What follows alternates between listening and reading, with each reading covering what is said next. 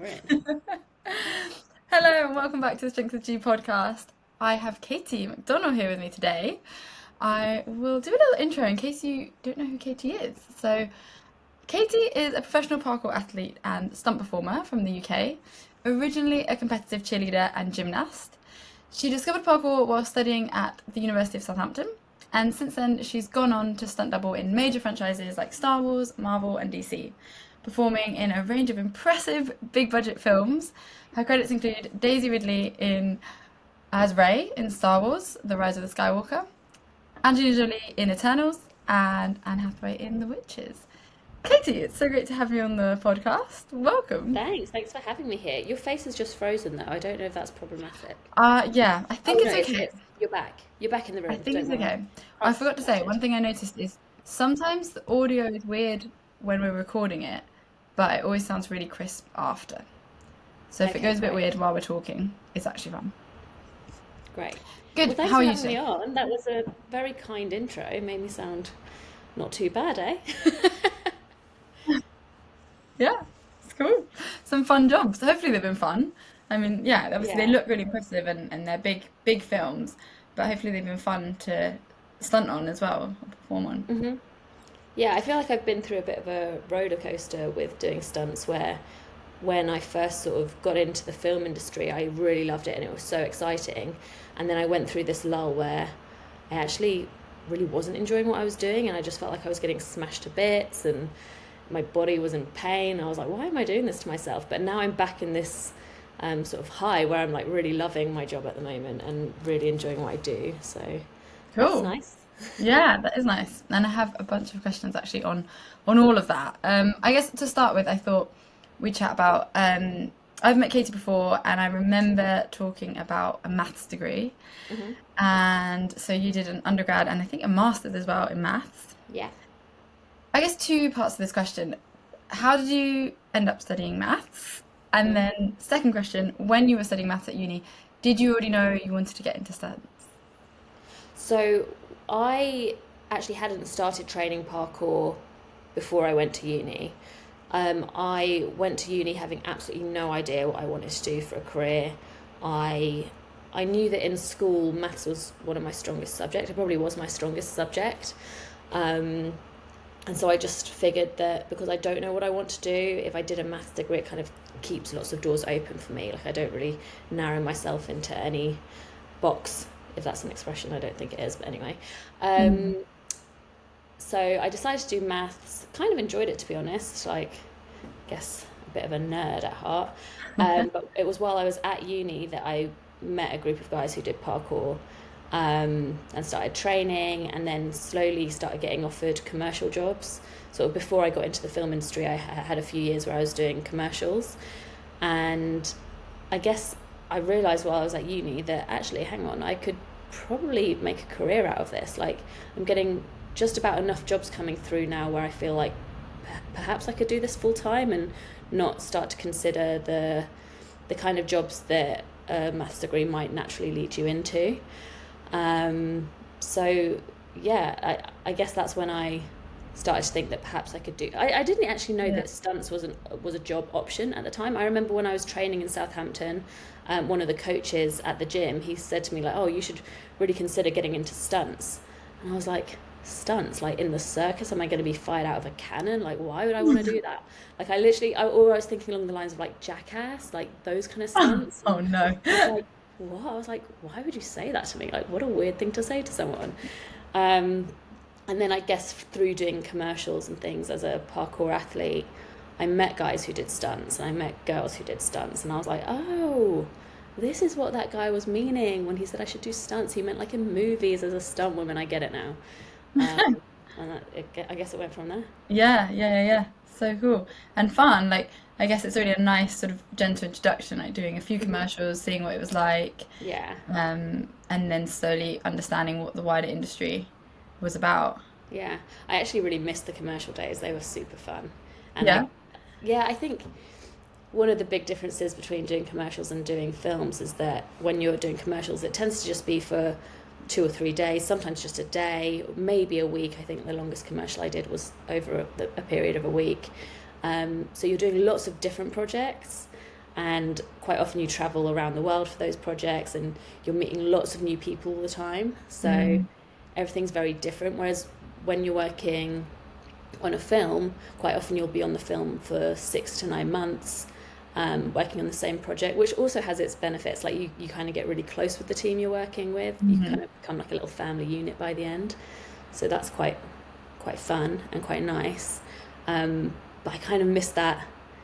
I don't know, that lifestyle where everything's quite fast paced and different, and you're Yeah. traveling all over the place. Although actually thinking about it, it sounds quite exhausting now. I'm like, Yeah. I don't know if I could do it anymore. But I guess it's quite cool. You're exposed to a lot of different, also artists and Hmm. cinematographers and Yeah, everything that comes with exactly. it. And yeah, I guess it's more fast paced and Hmm. maybe also working more with other athletes as well when you're on commercials. Yeah, Or definitely. yeah, I guess sometimes maybe there's just you. Yeah, I guess it's very different than films and commercials. Yeah. Um, Also, quite often when I was doing commercials, I would be like the face of the campaign. Whereas when you're a yeah, stunt double, you're usually trying to hide your face. yeah, So in commercials, I was always like trying to find the camera with your face. You're trying to get your face in shot, like you are playing the character. Whereas now it's always like, Katie, can you lift your arm a little higher just to hide your face a bit more, or can you turn your head around this way whilst you're vaulting this way? Like, yeah. That's what I was thinking is on a commercial it might be just you, whereas exactly, on a film there's a lot more people. And yeah, that's funny as well that actually you have to try and hide that exactly. it's you. It's not meant to be you right now, Katie. It's It's meant not, to be yeah. someone else. Quite impressive how they do that actually, because I think sometimes you double people that it's not that you look a million, miles away from them, but you don't look the same. Yeah, we don't have the same face. Yeah, exactly. So it's quite clever actually how you can Mm. double. Sometimes they actually do face replacement where they will film the actor's face, sort of.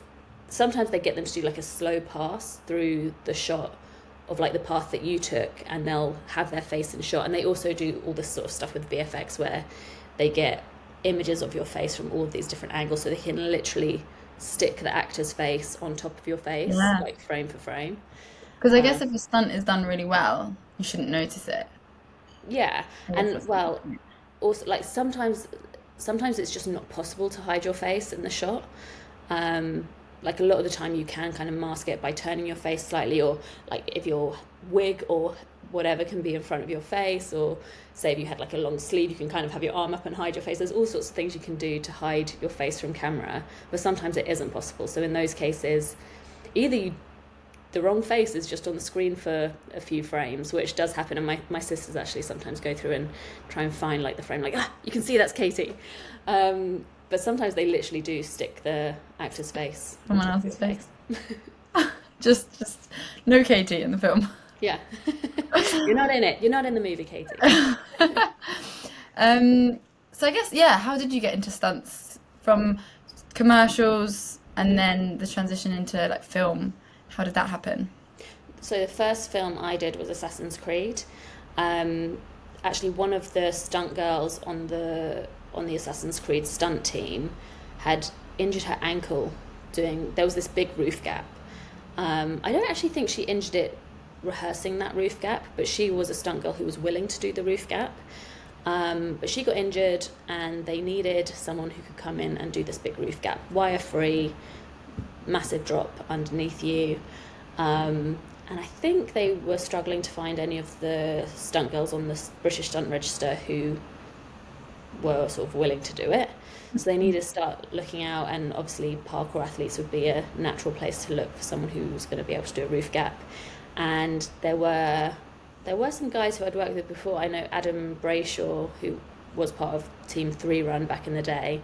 He was on the team, so he might have suggested me. I'm actually not sure, or maybe they found me on Instagram or something.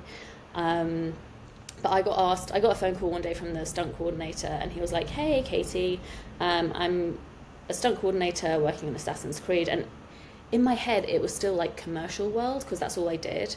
So I was Mm, thinking, like, oh, it must be some sort of commercial for the video game or whatever. mm, And he was like, "So, do you think you could do a roof gap?" And he was like telling me the dimensions over the phone. He was like, "The gap between the buildings is this, and the height difference between the buildings is this, and the lowest building is this high from the ground." And I'm like trying to like map out, like, when you're like pacing through a room, like, okay, so this is about 5 meters, and I'm like looking up. I'm like, so if it was there and I had to get to there, like, could I do that? And I was like, yeah, I think I can do that. You're like, I don't want to say definitely, but I can come out and have a look at it. Um, and then it was literally like, can you leave? Can you be picked up at 5 a.m. tomorrow? You're going to be going straight to the airport, and we'll need you out here with us for a month in Malta. Oh, by the way, it's in Malta, so you have to leave the country, fly to Malta first thing tomorrow morning. I'm like, yeah, sure, I can do that.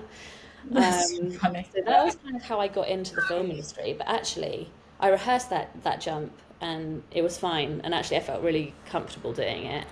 However, I did actually get injured a few weeks later and ended up not shooting the big roof gap that I essentially got brought out for. I mean, while I was there, they got me to do other things. I had to sort Yeah. of learn some fight choreography. I was never going to be doing the fight choreography. They had another stunt double who was going to do that, but they were like, well, if you're both doubling the same character, it's quite good for you to learn the fight anyway as a backup, which Hmm. sometimes on a movie you'll have like a fight double and a wires double Hmm. for the character because there's so much to be done. Yeah, yeah, I often say if you are the wires double, it's good for you to like have knowledge of what the fight is, just in case for whatever reason you need to step in and do some of it, or there might be an yeah, overlap of some of the fight going into a wire gag. So while I was there, I was learning fights, I was learning wires. I got on really well with the stunt team, and it kind of just went from there because sort of yeah, once you're in the industry and you've worked with other stunt performers and stunt coordinators, then just through word of mouth, when things come up, they're like, oh, actually, we worked with this girl, Katie. She was not too terrible. She did injure herself, but never mind. Yeah, and then you kind of get but the future project. yeah, I guess that's really cool to like also learn stuff while you're on the set, like the fact that you could kind of develop some, well, even just experience some of the fights and then realize maybe you wanted to train that more when you're back at Hmm. home, or Yeah. that's really cool. And do you have a specific, I don't know what the word is, like role in stunts, as in like you said, are you someone people would go to for wire stunts? Is there I that kind guess of so. I distinction? mean, people definitely specialize in certain areas. Like some people are car specialists and they'll do like big car rolls where they, flip cars over and the car goes tumbling away and they're inside. Um, or some people like specific, wow, hard word, eh? Specifically fight guys. Like my husband, his background was martial arts, and he's he's like one of, well, in my opinion, he's one of the best fight guys in the country for movies and is now fight coordinating. So he's gone down that route. And then you have the acrobats who tend to be pretty good on a wire because they've got really good spatial awareness. So I guess I fit more into that kind of category of like the wire work, acrobatics, that kind of thing. But you kind of have to be able to do a little bit of everything. Like if you're going to be a stunt performer, you kind of need to know how to do some fighting, Hmm. or even if you don't have like a martial arts background, you need to learn how to fight for movies, which is a little bit of a different thing. Um, but yeah, although Yeah, saying I don't do any cars or motorcycles yeah, or horses really, although I would get on a horse and do something on a horse, but I'm yeah, probably not someone they'd go to for a car stunt, for example. yeah, yeah, yeah. Cool. Yeah, that makes sense. There's some specialisms as Hmm. well, but you also, I guess, for each character need to potentially be able to do other things Yeah, as exactly. well. Cool. I have a question that I feel like a lot of people would be interested in, which Right. is, what advice would you give to someone wanting to get into stunts now? Um, Mm. I guess you're in the industry, so it might be harder to know, but you probably have some insight into like if someone was looking to get into stunts now, say a young person comes to you, similar Yeah. to when you were at university, things have probably changed maybe a little bit from when you got into stunts. I don't know. Yeah, and also I think I had a bit of a unorthodox route into stunts. If you're in the UK and wanting to get into stunts, you need to look into the British Stunt Register. That's like the go-to route into the stunt industry. There's loads of information online about it. You essentially have to qualify in 6 areas, I think it is. One of them has to be a martial art. One of them is like a high falls category, so you can either do a trampolining qualification or a high diving qualification. Um, one one of the categories is agility, so that's like gymnastics or rock climbing, and you can essentially pick from the categories which skill you want to learn. And Hmm. once you've qualified in all of those areas, you can submit to the British Stunt Register, and they'll look at your application and hopefully accept you on board. And then your details go into this big catalogue of stunt performers in the UK that when stunt coordinators are looking to hire people, they can find your page. You can put a show reel together. You can, I think also just going along to places where stunt performers are training, like open gymnastics sessions, things like that. It's really good to just try and meet and train with other stunt performers. I Yeah. know there are lots of groups online, like Facebook groups for stunt trainees who then they'll meet up and put fight scenes together and just train and make friends along the way, which is pretty fun. But that's very specific to the UK. If you're in another country, it might be a kind of different story. I would say in general though, say if you were in the US, then it might be a case of going along to open gym sessions, trying to see if there are other stunt performers about, getting information from them about what they did to get into the industry, because it's kind of different depending on where Yeah. you're from. Or also just being in locations where there are lots of films being filmed. We're really lucky in the UK that a lot of film productions, even big American film productions, they come and shoot in the UK. So there's a lot of work opportunities here, which is really great. Whereas if you were, I don't know, from somewhere where nothing's being filmed, then you might need Yeah. to think about relocating. Yeah, that's true. That makes sense. Like if you were living somewhere like Malta or somewhere smaller, Yeah. you might have to consider that. But Mhm. I guess a lot of it is also trying to meet people that are interested in the same things, and you just never know where that leads Yeah. to. And Yeah, I guess that definitely. I sounds mean, like, so much of it is through word of mouth, isn't it? yeah, If you're training with people who are connected, then when that person knows that, oh, there's actually a job going and I know this guy and they would be perfect for it, then hopefully they'd be able to put your name in the ring. And in the ring, I don't know. Again, I sometimes just make up my own expressions, I think. Is that a thing? Put your name in yeah, the ring? or In the hat? put your name forward. Okay, put Or, your name forward. I don't know yeah, what makes this sense. ring is I'm talking Makes about. sense. Where's this ring? It's a tricky one. There's not I guess it's really interesting. There's not one route, but the British Stunt Register would be the first thing to look at and try. 100%. And I think in the UK is somewhere where there is a really specific route to getting into stunts. Yeah. I personally didn't take that route, but I'm a bit of an anomaly. I'm not the sort of the normal case. Yeah. And so I guess you're not on the British Stunt Register, No, or you are I'm not. now.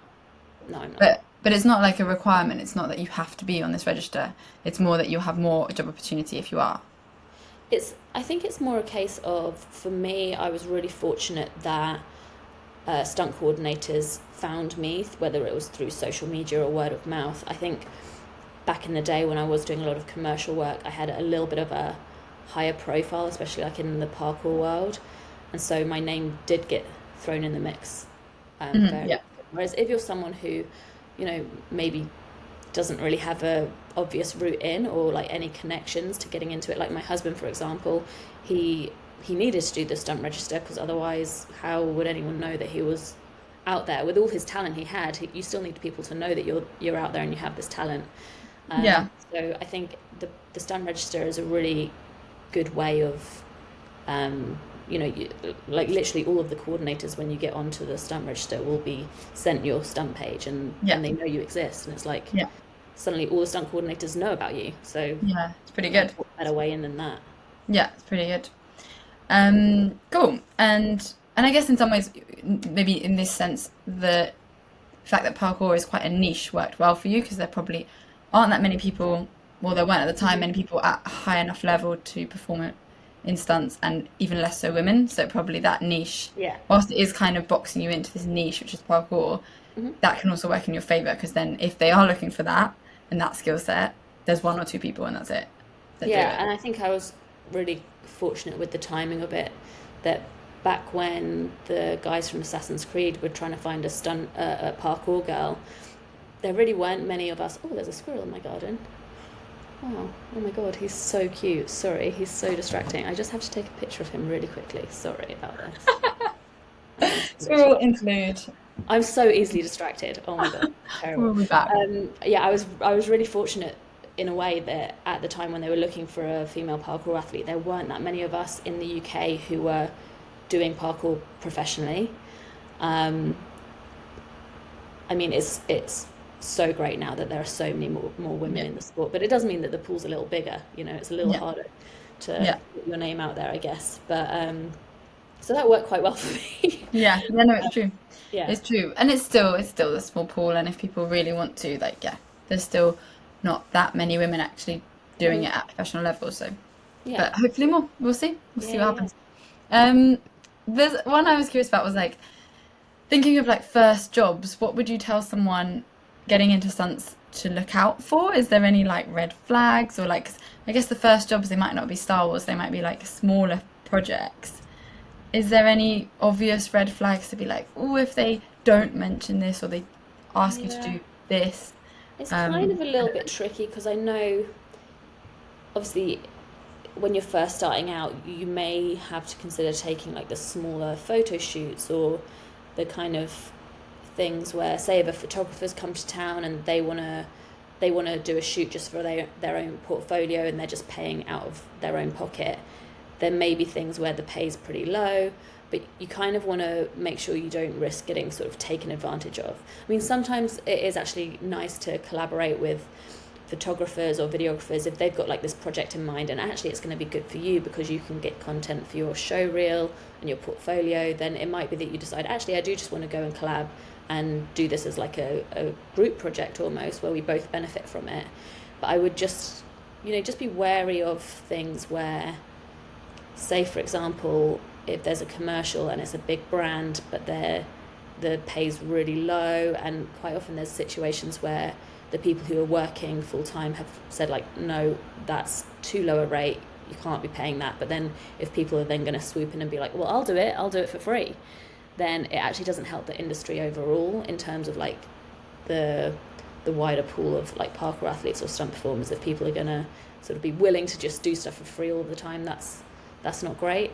yeah. um, but I say if like you're trying to look out for like commercial opportunities or stuff like that, I mean, it's worth contacting sports agencies. Like when I first started out, I was on a sports agency, and sometimes they'd send me along to commercial castings. So you can like try and get yourself in with a sports agency. I think you have to be pretty well set up in terms of having some good portfolio shots and maybe a good show reel that you can show to them and be like, look, this is what I can do. Here are my headshots. Here, like you kind of need to go to them looking quite professional. But Hmm. I think that's an option. And if you send your stuff out to a few agencies and get accepted, then that's a great way through the door. And being sent along to castings, even if you don't get the casting, you're meeting lots of other people who are in the same industry. You're meeting casting directors. You're getting your face out there, and that's a good place to start. Yeah, that makes sense. Cool. A question that someone asked through those question boxes on Instagram was, how do you maintain physical and mental health with a high demanding job like stunts? Hmm.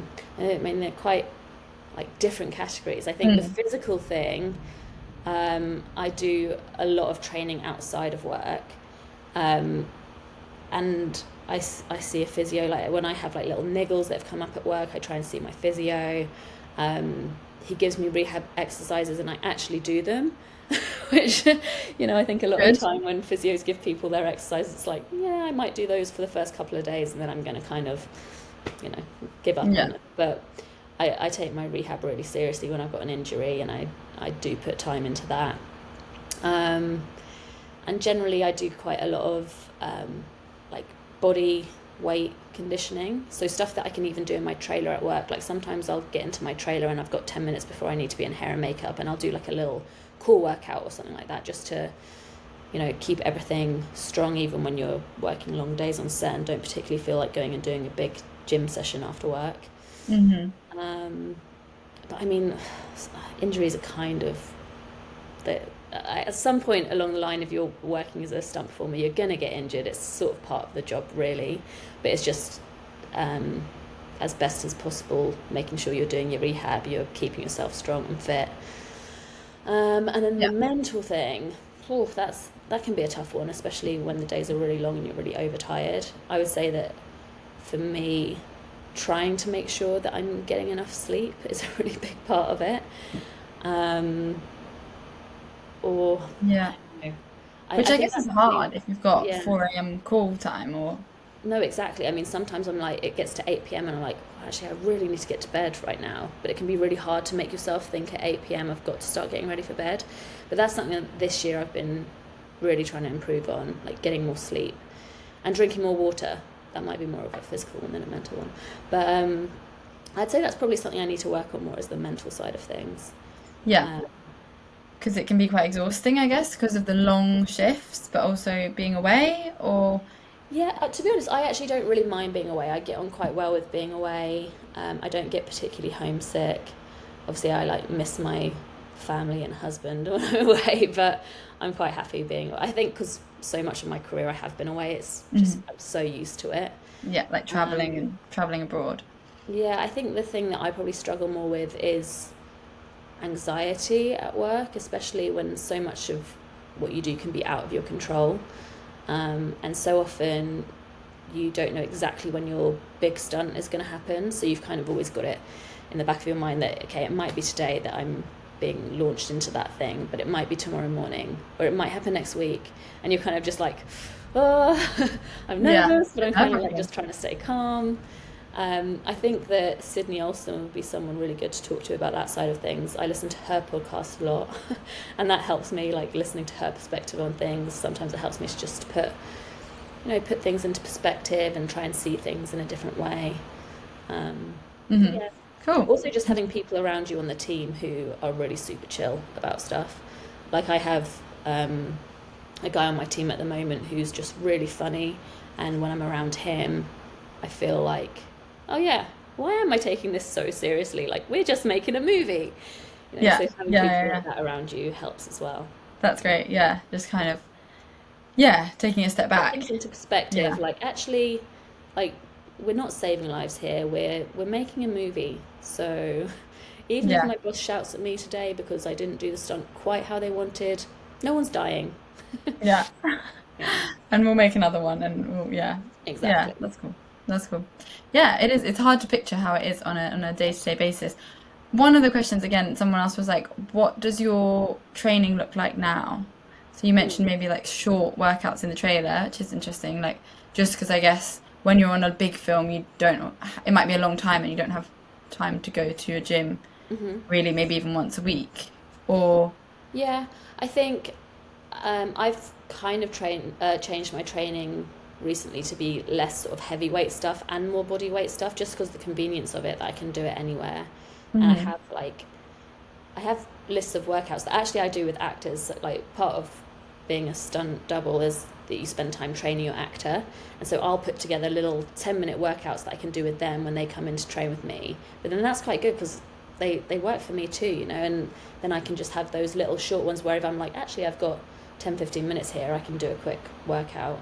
Yeah, um, so that's something that I do. I've got really into climbing recently, and what I quite like about that is that it's a slightly more chill pace, like going to a climbing gym after work, rather than going to like an open gymnastics session where everything's quite like high pace, high adrenaline. Not necessarily adrenaline, but it's more like your energy's up here. Whereas climbing, it's a little bit more like you're chilling. You spend a lot of time sitting, looking at the wall, deciding how you're going to do something. And then when you're on the wall, it's more slow paced, and actually, you don't always want to go too quickly because you need to have that control. Um, so for me, I've found that a really good way of getting really strong. Like I've got really strong through doing climbing, but also it's quite a nice way to unwind at the end of the day and sort of hmm, feel a little bit more zen after what can be quite a chaotic day on a set with loads of people and lots of bright lights and loud noises. yeah, yeah, yeah, yeah. Makes sense. And then when you're not on a film, does your training change, or is it pretty similar? Yeah, I'd say that when I'm not working, that's when I have a little bit more time to maybe do like the odd parkour session here and there. I still really enjoy training parkour, and I don't get to do it as much as I would like.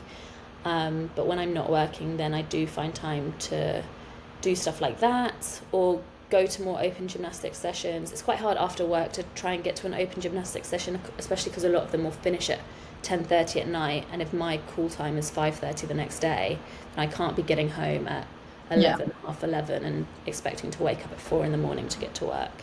yeah, Um, makes sense. so when I'm not working, I get time to go to those kind of sessions. I also feel like that might be when I get more into a routine of going to a normal gym and maybe doing more of a weights training program.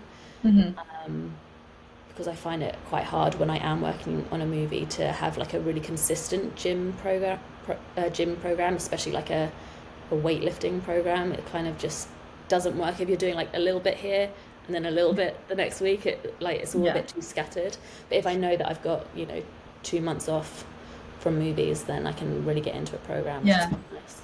That's cool. That's cool. It sounds full on, basically. When you're on a movie, it's full on. It kind of takes off over your life for a It, bit. it really does, and I think especially the fact that you might be on a Thursday and suddenly you're told, actually, we're working Saturday now.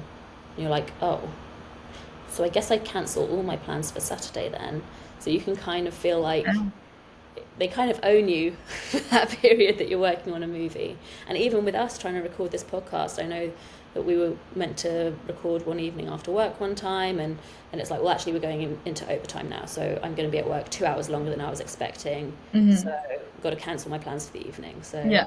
it's pretty full on, and it does take over your life. And sometimes I feel like I can then be in this work bubble where I forget about the other stuff that is going on in my life, and I can become really bad at replying to friends and making time to see friends and family. And it's a lot to Yeah. juggle. Yeah, I guess it's a big adjustment that, I guess you get used to over the years, but it is a big adjustment going into stunts is not it's not a 9 to 5 job. No, it's definitely not. Oh my God, if it was a 9 to 5 job, it would feel so much easier. If I knew that I was going to be in for 9 and leaving by 5 every day, oh my God, Yeah. really happy It's days. more like a 4 a.m. to maybe So like 8 p.m. sometimes 8 p.m. Yeah. job. So yeah, just so people know. Yeah.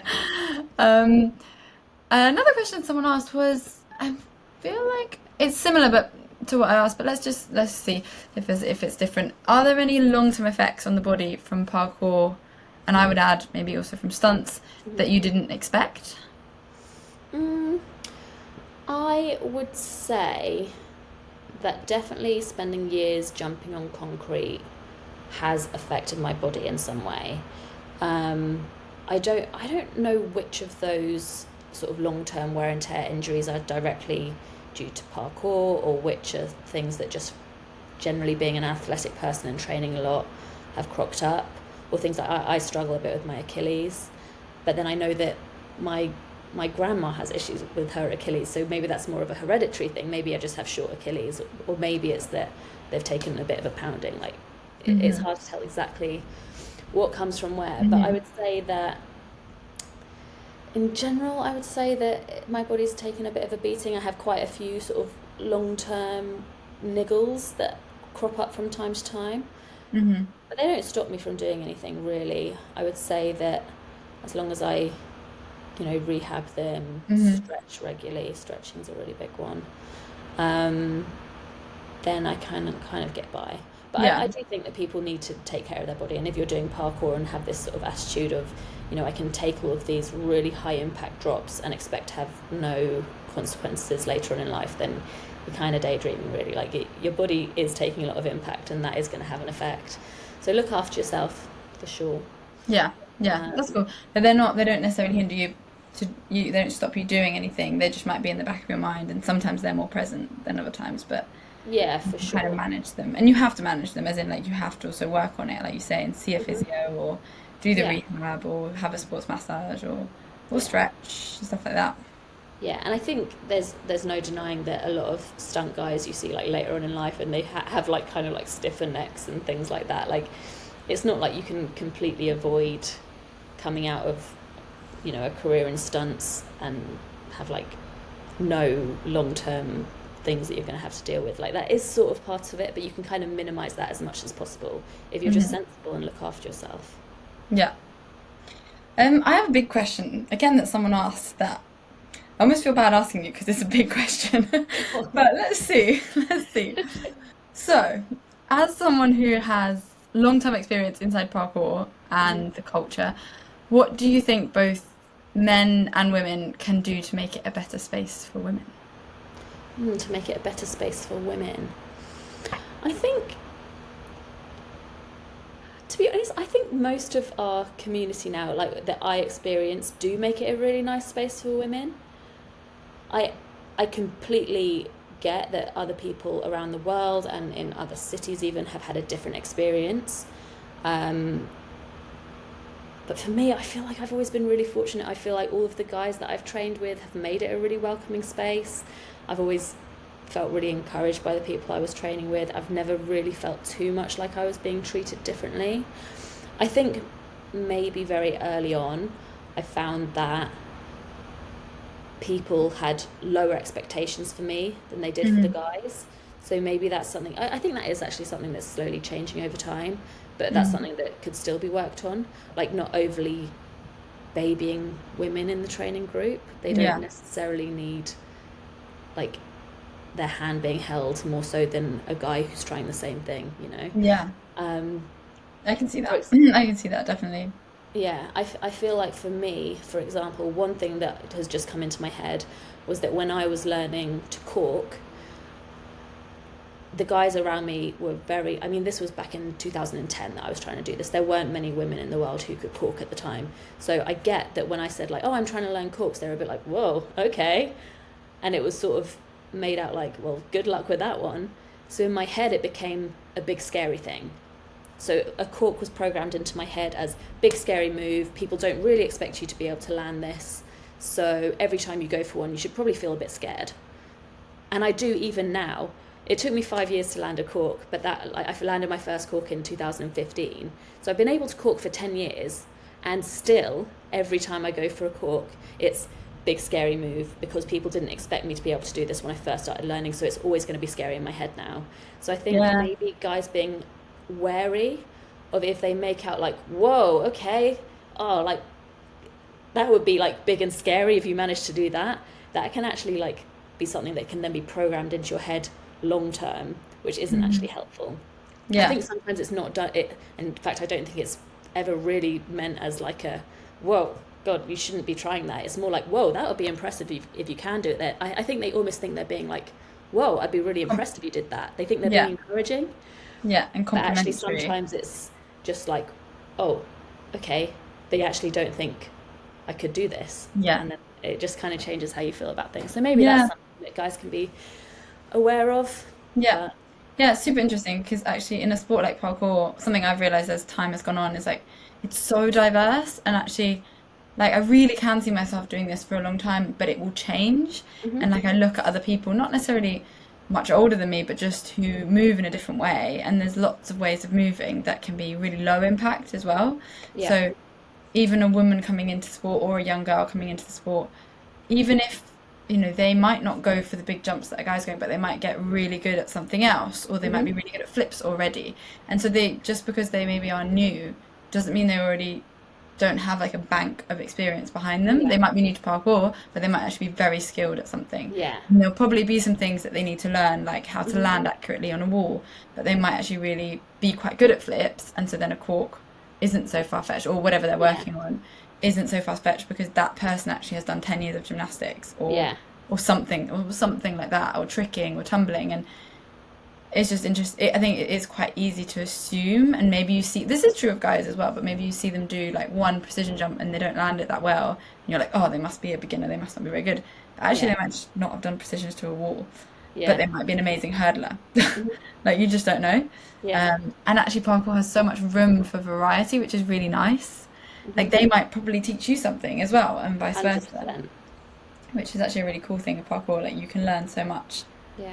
from kind of But everyone. I will say in general though, I think that the space is pretty welcoming to women. In my experience that I've had so far, Mm. I would actually encourage girls who are interested in doing parkour but worried that it might feel like a not welcoming space to just go and try it and Mm. meet up with these people Yeah, because I think it is pretty welcoming actually. yeah, I've always had a good experience. yeah. Definitely, I would say the same. Like I always felt very welcome, and I never felt I really needed women's only spaces. Hmm. Whilst they absolutely can have a place for some people, and but actually, like you say, like I think the scary thing maybe for some girls and women is like just starting and like the Hmm. idea of going, and Yeah. especially in some places. I have a friend in Portsmouth, and sometimes she sees parkour people training, but they're just like a group of what looks like 15-year-old boys.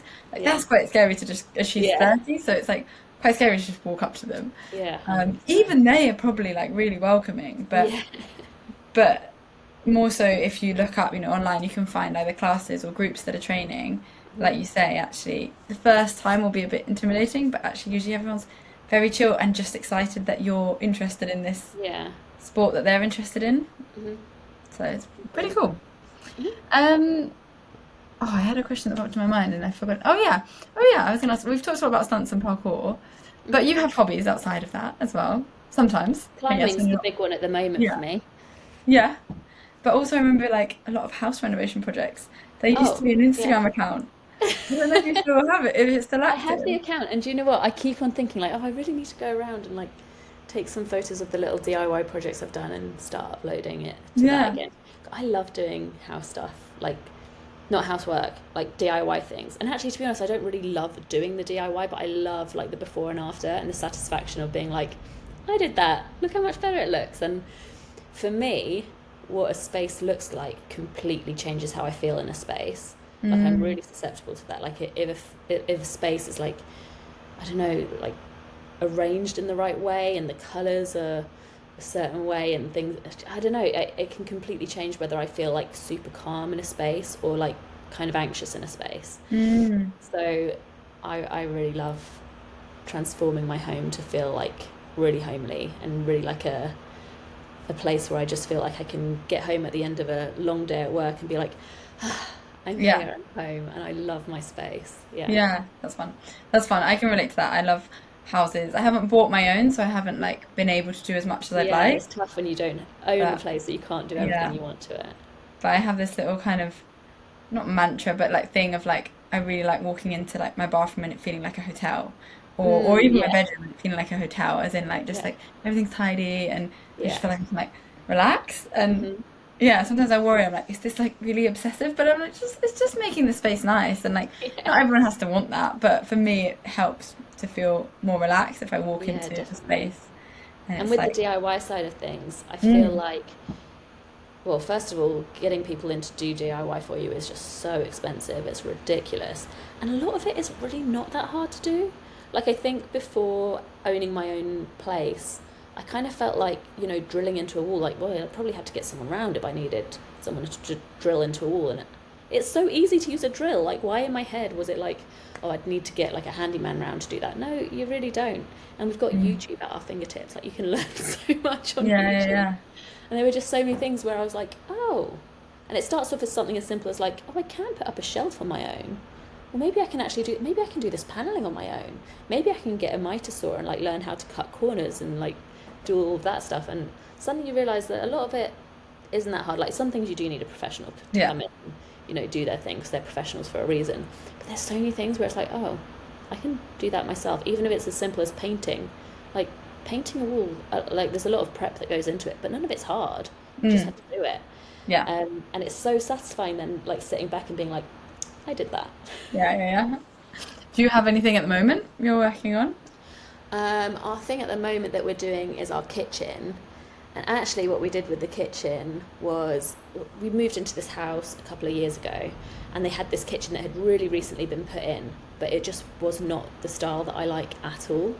Um, but it was like a fully functioning new kitchen. So I was like, we can't just get rid of this kitchen and try and buy a whole new kitchen. That would be absurd and money that we just don't have.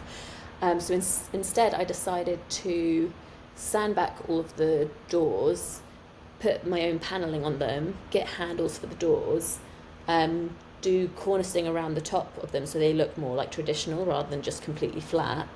And then I got a company to come in and professionally spray paint the whole thing.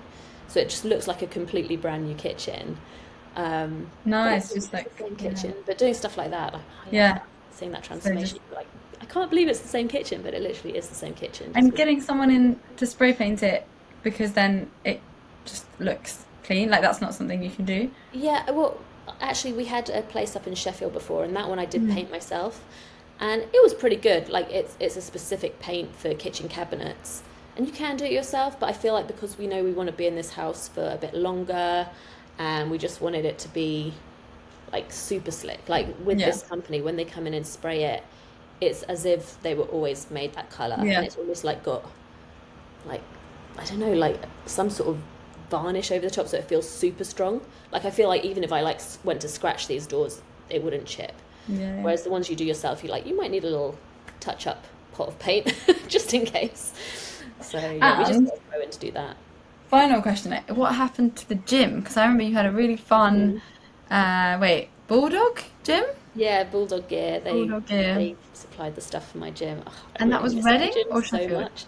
Yeah, so we were living in a place in Reading and it had a Mm. garage underneath the property. So we converted the garage into a gym, and it was the best. I was so obsessed with my gym. It was my favorite room in the house, and it was literally the garage. But we moved from there. We needed, well, we actually wanted to move closer into London. We felt like we were a little bit far out, and neither of us, like, I'm talking about my husband and I, neither of us had lived in London before, so we kind of wanted to do the London thing. Like, it might Hmm. be that in a, you know, 5, 10 years time we decide to move back out again, but we were like, actually, we want to do the London thing for a bit, like live near a tube station, be able to like get into Central really quickly, Yeah. and we needed a bit more space. So it was time to move, and unfortunately, the house that we're in now, we don't have a garage, and we don't really have a space that we could easily convert into a gym. I have made myself like a little Zen area in our front room that's like it's behind curtains and it's like my little yoga area where I can stretch and do body weight workouts. It's not quite the Nice. same as having a gym, but it still is something. It's a little sanctuary of space. Yeah, exactly. Cool. But is it gone, or do you rent it out to someone and they use it? Yeah, it's currently rented out. Well, currently the flat above the garage is rented out, but actually we've still got the we don't rent out the garage because it's got all of our stuff in it. We're kind of using it as storage at the moment, to be Okay. honest. So one Um, day there could be a revival of the Bulldog Gear Gym. there could be for someone else. I don't think we'll ever be moving back into there. But saying that, if we if we move to another place and we do have a garage, then hopefully we'd still have all of that stuff at You that can point, and move we the could stuff. Yeah. move it Yeah. over. Yeah. Yeah. It was a cool gym. You can see it on, I guess, your Instagram or even on YouTube. I think there's like, I think I remember seeing an interview on Bulldog Gear on their Yeah, YouTube. Bulldog came round and they did like a little piece on our home gym. Yeah. It was really nice. It looked really zen. You couldn't, it's really hard on video to tell the dimensions and like how big Mhm. something is, but I felt like you made the space work really well. And it Yeah, always we looked, were quite fortunate. It was quite a big garage space. Like yeah. it wasn't your typical like just fits one car in type garage. It was a pretty big space. So Yeah. yeah. It looked fun. And a lot of like, what do you call them? Like fights and things like that. You Hmm. would practice in there or just like Yeah. stretching after work and training Yeah. after work. Hmm. Cool. Yeah. Well, I guess like we could wrap up soon. There's two questions on here, but I don't know how much you can talk about them. I'll ask them and then you can say as much Yeah. as you want about films. But Mhm. what's the most exciting job you've been on? What's The most exciting in terms of like my actual experience of working on them. The last movie I did that isn't out yet. I'm actually not sure when it's going to come out, so I can't talk too much about it. But I worked on Cliffhanger 2, and we were out in the Austrian Dolomites, and I was basically being paid to be in the mountains and climb and hike, and it was just the best experience I've ever had working on a movie. Um, so that was amazing, an amazing wow. team as well. Um, yeah, I can't. I wish I could talk more about it actually Yeah. because it was just so exciting. But I'm like, no, I need to not. It's not out yet. Okay. But was But it it was just Cliffhanger yeah. 2? Sorry. Cliffhanger 2, Yeah, is that what you said? yeah. Yeah, I haven't seen the Um, first one. I don't know. the first one was like like a pretty old movie now. It was Sylvester Stallone. I'm Okay. trying to think what year it was made, but it was quite a while back. It's actually like it's still a fairly fun movie to go and watch, to be honest. I watched it for the first time when I knew I was going to be working on Cliffhanger 2 Hmm. because I hadn't seen it, and I was like, oh, actually quite an enjoyable watch. Okay, Um, good. One and to look up. interestingly, it had the highest paid stunt of all time was in Cliffhanger 1, Oh, and it really? was a transfer between two aeroplanes that the stunt performer Simon Crane, who's gone on to do amazing things and second unit direct and all sorts, but he actually did the transfer between two planes. So Oh, when if you do go and watch it, then you can know that that was the highest paid stunt adjustment, I believe, of all time. A stunt and it, adjustment is yeah. basically where you get paid like an extra bonus if you do a stunt that's particularly dangerous or whatever. If you're getting particularly smashed up, you get a little extra pay. And I think Here's a that was little the bit highest paid extra. stunt adjustment ever, I believe. Wow. Okay, cool. I'm curious now. Yeah, that sounds exciting. And he presumably transferred, as in like moved between two planes. Yeah, so I It's like, think it was almost like on a line, and he sort of goes between the two while they're yeah, flying. sounds terrifying. Yeah. And then maybe I don't know if, without naming names, but what's the worst job you've been on? And you can kind of, Oh, I don't know if I could say that. yeah, the The tricky one to worst answer. job. I mean, But to be honest, I've always been really lucky that I've got on well with actresses that I've been doubling, and I've got teams who I work with quite regularly, and I get on really well with the teams. Some jobs are more stressful than others, for sure. mhm, And there is one in particular that was particularly stressful, but I just don't think I could name it. yeah. I feel like things I've heard of in stunts is things like being in cold bodies of water for too long and like being Mm, stuck all day on a shoot in like cold water yeah. or ones like as simple as like them working on your hair and like every day doing the hair and makeup and it just kind of ruining your hair or stuff like Yeah, that. I mean, I've had jobs where I've been in bald caps where you're literally, I mean, it depends on how they do it, but they often are like gluing around the front of your hairline, and I have like little short hairs around the front of my hair that aren't, like, this hair was never cut this short. It wasn't meant to be this short, it is because it gets ruined by constant glue in my hairline. Um, but yeah, I don't know. Yeah. Yeah, I shouldn't mention the No. most stressful movie I've ever worked on, even though there's a really clear winner. Okay, there you go. But overall, it's been a good experience. You've enjoyed it, Yeah. and you plan to stay in stunts for the Hmm. foreseeable. Yeah, Cool, definitely. cool. I thank you, Katie. I think that is everything. It's been a Okay. pleasure chatting to you. Thank you for taking the time. No, it's all Um, good. Sorry we had to rearrange a couple of times because of my schedule. no, it's kind of interesting to see how your schedule is. Well, because you still made time for this after work on an evening, but then Mhm. things run over or Yeah. things like that. So it's interesting to see what the schedule's like. But Hmm. yeah, thanks so much for chatting and have a lovely rest of your weekend. Yeah, you too. Thanks. Hopefully I'll see you soon. I really want to come and do a super Sunday XXL, or I always forget the order of how those words Yeah, go. Super Sunday XXL, super. Sunday Super XXL, I don't Yeah, know. Sunday super. Sunday super. Yeah, Sunday Super. Yeah, group training on a Sunday at 12. This weekend we're in Peckham Mhm. at 12. But yeah, please do. Yeah, it'd be Yeah, nice to see I'd you. love to come along to another one of those, probably And when then, I'm between jobs, just yeah, because usually my body is having a little recovery time over the weekend. yeah. But yeah, hopefully I'll see you very soon and we'll train together. Great. Yeah, I'd love to. That'd be great. And thanks everyone for listening. I hope you enjoyed that podcast. If you have any questions, you can drop them in the questions below, in the comments below. But also, if you enjoyed this podcast, give it a like on YouTube or follow on Spotify. And I'll be back with another interview soon. Thanks, Katie. Thanks, bye.